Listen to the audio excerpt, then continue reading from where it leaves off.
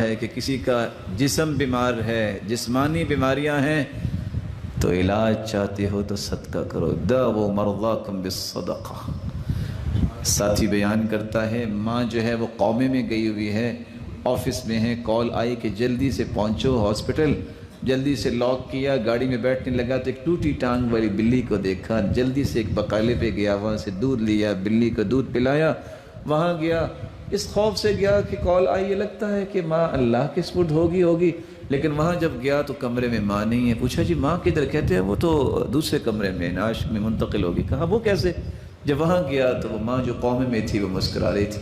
ماں کیا ہوا؟ کہتے بیٹا بس خواب آئی ہے کہ ٹوٹی ٹانگ والی بلی دعا کر رہی تھی کہ اس کو شفا دے دے، اللہ نے شفا دے دی۔ ساتھی کو کینسر ہو گیا، بیرون ملک رپورٹس لی گئی، کہتے ہیں بس واپس نہیں جا سکتے، یہ آخری مرحلہ ہے۔ کہا نہیں میں اپنے بچوں کو ملنے جاؤں گا، یہ نہیں ہو سکتا۔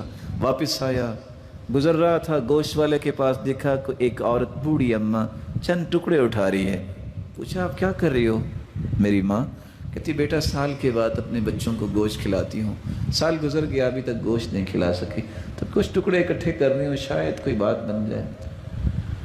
برداشت نہیں کر سکا، اس سے کہتا ہے آج کے بعد یہ عورت آئے پیسے مجھ سے لینا، اس کو گوشت دے دینا، اب بھی ہے تو کوئی دے دے۔ کہتے اب تو ایک پاؤزہ ہے، کہا یہ دے دو۔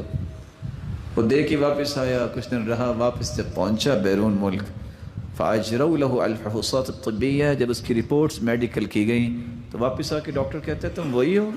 کہتے جی وہی۔ کہتے کس ہاسپٹل میں رہے ہو؟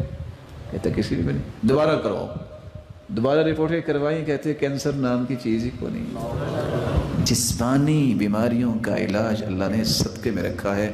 اللہ عز و جلال آپ سب کو صحت والی زندگی دے۔